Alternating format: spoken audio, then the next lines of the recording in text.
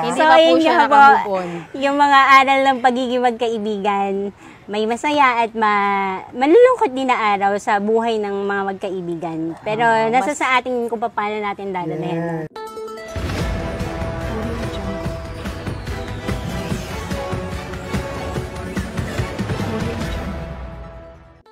Ang nilalaman ng mga usaping ito ay sariling pananaw at personal na saloobin ng mga individual patungkol sa mga isyong ito. Ito walang kinalaman ang patnugutan ng programang ito. 103 days to go na nga lang po before Christmas. At ito po muli ang inyong chismosang hardinera, Mami Jo. At ako naman po, si Bes, ang best friend ng Hardin. At ako naman po, si Nanay Kulot. Hi!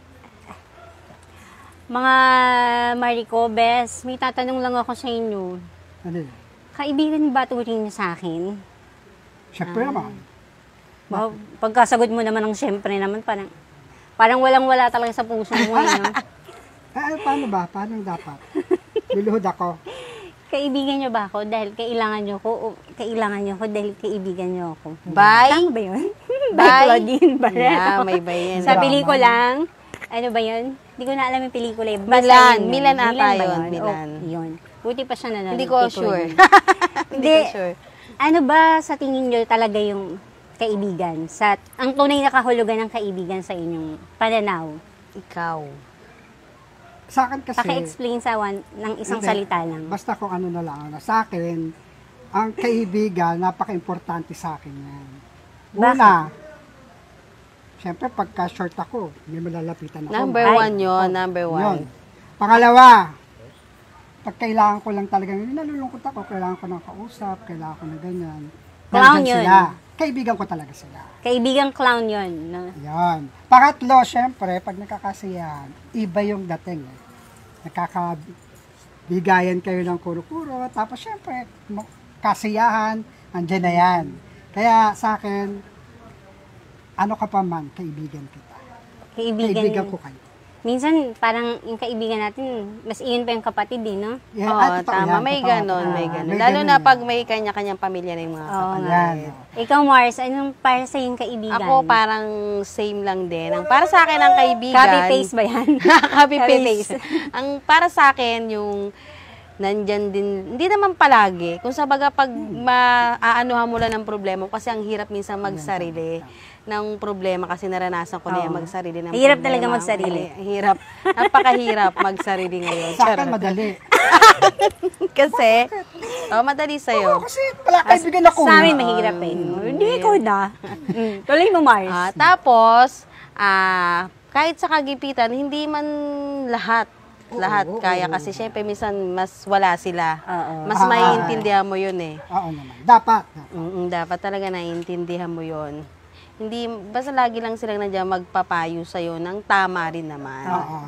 Pero kadalasang mali yung payo eh, di ba? May mga time na gano'n, pero syempre nasa iyo pa rin decision. Yun ay pangpaluwag mo lang din naman ng loob, pero ikaw pa rin ang nasa tamang magdidesisyon kung ano yung para sa'yo. So, di ba minsan may mga kaibigan tayong, naranasan niyo ba yung magkaroon ng kaibigan na bad influence sa atin? Paano bang bad influence yung naranasan natin sa kaibigan natin?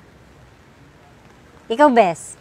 Ako, na-experience ko lang, sorry, kasi yun yung totoo. Apo. Na-experience ko siya sa probinsya.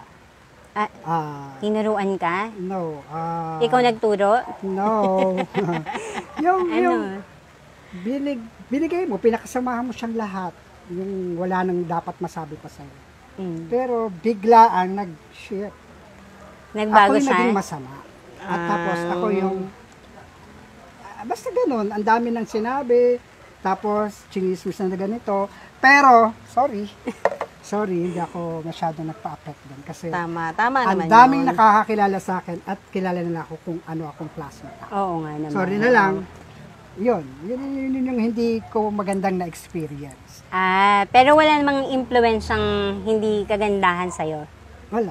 Yung parang tinuruan kang magmajong, tinuruan kang magtongit, mag-inom, oo. Mag-inom, parang wala naman nagturo sa'yo nun eh. Oo, parang natural talent. That is your talent. Inborn ka ng diba? Tomadora. Sa akin naman, sa mga bad influence, parang kasi kung nung kabataan ko pa, nung wala ka pang asawa, Oo. nandun naman na talaga yung bad at good friends mo talaga eh. Pero ngayon, hindi kung sa baga, parang ano ka na eh, medyo Nag-matured ka na. Hindi ka na siguro para ma-impluwensyahan. Hindi na ako Oo. nagpapa-impluwensya. Totoo yun. Pero sa akin naman, lalo ngayon, hindi ko akalain na may mga kaibigan pa rin ako na laging nandyan. Kahit Minsan wala ka nun. nandyan Kahit- sila, hindi ko inaakala Bigyan kasi ka. mga bago mo lang silang naging kaibigan nakasama na hindi ko na-expect na ganun pala sila sa akin. Oo. Hindi ko na kayo babanggitin kung sino-sino kayo Alam niyo na Hi, kung sino. Baka friends! sumikat kasi kayo Charot! Ganyan talaga, may mga kaibigan tayong palaasa, may mga kaibigan na, ayun nga, bad influence, may mga kaibigan na masayahin, may mga kaibigan na matatakbuhan mo sa oras ng kailangan mo. May mga kaibigan din naman talagang andyan palagi kahit anong mangyari sa buhay mo. Nakikinig no? lang. Oo, Mm-mm. May mga kaibigan tayong Oo. bugnutin, Oo. may mga kaibigan tayong makikinig lang sa'yo, no comment. May mga kaibigan na naman tayong Lagi gusto kasama bossy. ka. Yes, may mga kaibigan tayong ganon. Ayaw na mahiwalay sa'yo, no? Oo, ganun. Minsan nga, sinabi ko nga kanina, mas maano pa sa kapatid natin, Yes, no? oo. Oo nga. Mas gusto pa natin kasama kaysa Well, sa kasi- pamilya natin. Alam naman natin kung gaano sila kabait sa atin. Kaya hindi mo sila mapahihindi. Oo naman. Kami mga tansi. Katulad nyo, Kemerut. Katulad nyo. Tayo ba, matuturing nyo ba tayong magkakaibigan? Ano ba yung level ng pagkakaibigan natin? Next question, please. Charot. Tingin nyo ba? Siyempre naman, kaibigan na yung turing namin sa'yo. Ako, kaibigan na yung turing ko sa'yo. Kahit matagal na tayong magkakilala, hindi naman tayo masyadong nag-uusap. Kasi nga, tahimik ka nun. Ako, minsan tatanungin kita dyan. Bilang pinukulit mo kami sa mga ganyang tanungan. Yes. Ngayon, ano bang tingin mo sa akin, sa kanya? Bilang kaibigan. Kaibigan. Ako konting araw ko lang na nakasama, nakakwentuhan, nakapalagay ang loob ko na kaibigan na turing ko Kaibigan dun na Kasi tama. hindi kasi ako masyadong maraming kaibigan. Kaya talagang pag nakakwentuhan ko na nag-share sa akin ng onting event sa buhay niya, kaibigan na turing ko. Kasi minsan may mga may level yung kaibigan natin. May best friend tayo, may close friend, merong friend lang talaga, nakilala mo lang kanina, ganun, yung diba? sobrang May ganon, may closeness ba na talagang matuturong BFF. Yan, nakakaiyakan yun Pero meron din pala na yung bago mo pa lang siya nakikilala, tapos Yung makakapalagayan mo na, yung nadala ka na may kukwento mo na yung yung problema mo Yes, sa kanya. Totoo yun, meron kang ganong taong makikilala, no? Meron naman taong kinakaibigan ka, pero parang ang bigat din ng loob mo magkwento. Tsaka, Nakakaranas ako. Amin naman natin, di ba, no? May mga plastic talagang kaibigan. Yung kaibigan lang talaga dahil may kailangan sila sa'yo. Naranasan nyo ba yung dalawa? Ay, oo, madalas. Ay, noon. Ngayon, wala naman na. Kasi wala na silang kakailanganin sa akin. Silang mga boys. Sa amin, ako naman kasi pagkaibigan ko niya, mga kumpare ko, mga pinsan ko, kaibigan ko na din yan Wala naman, okay naman kami, maganda yung samahan. Ayan nga, lalo na pagka nakakainuman ka, kasiyahan lang talaga. Tapos, minsan, nagsasabi din ng konting problema, tapos, andyan lahat.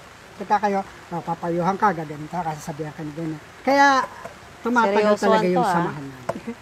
Speaking of plastic kasi, meron kasing mga kaibigan na hindi ko na kung plastic ang iano mo kasi Na kahit inuulan na, nandito pa rin, no? Ganun. Halimbawa, yung parang hindi mo masabi sa tao kasi takot kang prangkahin siya May ganun kasi. True naman so, yun. may nagkwento sa'yo, hindi mo masabi sa kanya ng hindi naman Harapan. pagka ganon, hindi naman plastic. Parang iniingatan mo rin yung damdamin niya. Kasi masasaktan siya. Meron namang kaibigan na paprangkahin ka talaga. Kasi minsan, ang sitwasyon kasi, depende kung dapat mo pang iparating sa tao. Kasi syempre minsan, di ba, mag-aaway sila. Kung hindi mo na rin man lang dapat iparating, huwag mo na iparating. Para hindi na lumaki ang kasi hindi manggagaling sa'yo. May kaibigan Masakit na ba kayong nakaagaw niya sa pag-ibig? sa akin, parang wala naman. Wala. Ikaw, best. Dati, oo. Ay, Bakit? Ayaw mo. Paano nangyari? Biglang-bigla. Sabay ba kayong nanligo sa isang babae? O Hindi, nauna ako. napunta sa kanya yung babae? Nauna ako, tapos... So, kaya hindi ka na nakapag-asawa kasi, yung ba yun? Dapat, Personal to sa'yo. dapat bang umabot doon? Ang usapan kaibigan Dito lang yan, sa personalan, sardine. Personalan na to. Ano, tara, usap tayo. Sige nga, no? Kaya ka hindi nakapag-asawa. Nililigawan ko na siya, tapos, yan, ngayon lang ito na, nabunyag. Sige na, ibunyag, pwede naman yun. Tapos iiyak mo rin kung ano yung sama na loob mo dun sa tao na yun. Para manawagan ka pala yun. Manawagan ka sa kaibigan niya po na nakahati mo sa pag-ibig. Para alam niya kasi alam niya yun. alam niya na magaan na sa loob mo na tanggap mo na. Baka hindi pa niya alam, nag-chat siya sa Hindi, akin. alam niya Magaan na. ko sa kalooban niya pero dahil sa'yo, Okay hindi na siya magpaliwanag. nakapag-asawa. Kayo na lang magpaliwanag. Kung sino ka man po, ikaw po ang dahilan bakit hindi Hoy! siya nakapag-asawa. Hoy! Hindi! Hindi yun. Hindi. Comment down po kung sino ka man. Hoy, wag. O malay mo dito mabuo. Mabait yun, mabait. Ano, mabait yung babae o yung nang-agaw? Nalilito Si Bes kasi na kami. naging Tatlo mabait kaming kasi mababae. nagparaya siya. Oh. Eh, malay mo naman yung babae single ngayon. Nagparaya ka doon, Bes? Ha? Nagparaya ka? Oo. Nauna ka pero ikaw yung nagparaya. No? Ayan. Dapat Ang bait ibang niya. segment na naman to pag-ibig Ganun to ako. eh. Ang dami na. Alam mo naman ako mapagbigay ako. Okay, napakabait talaga ni Bes. Nako, ano ba yan? Kakaunting oras lang talaga. Parang hindi ka siya sa atin yung Oo. 5 araw sa pagkukwentuhan, no? Correct. Hindi natin nahalungkat masyado ang kanyang karanasan sa pag-ibig. Kaya Gusto itutuloy talaga natin natin yan. Continue. Oo. Sa susunod, buhay pag-ibig naman ni Bes. Ay, Antayin Ang ating- namin yung comment nyo po kung ano, itutuloy po natin huwag nyo yung nang pansinin. pag-ibig. Wala yun. Okay na ako. Portion niya, Ako ha? na yung nakamove on. Tama na. Dadagdagan pa. Hindi pa po ayun siya nga po, nakamove on. yung mga aral ng pagiging magkaibigan, may masaya at malulungkot din na araw sa buhay ng mga magkaibigan. Pero nasa sa atin kung paano natin dadalhin. no? Yes. Mas marami pa rin yung mga masasayang experience Yes. sa mga kaibigan. Basta yung Huwag ending, niyong kakalimutan. dapat happy. Okay. Happy ending. At ito nga po, ang inyong chismosang hardinera. At ako naman ang inyong best friend ng Hardin. At nanay kulot ng Hardin na rin. Sige, makiki-Hardin na tayo. Dito lang yan sa Kapihan sa Hardin! Hala,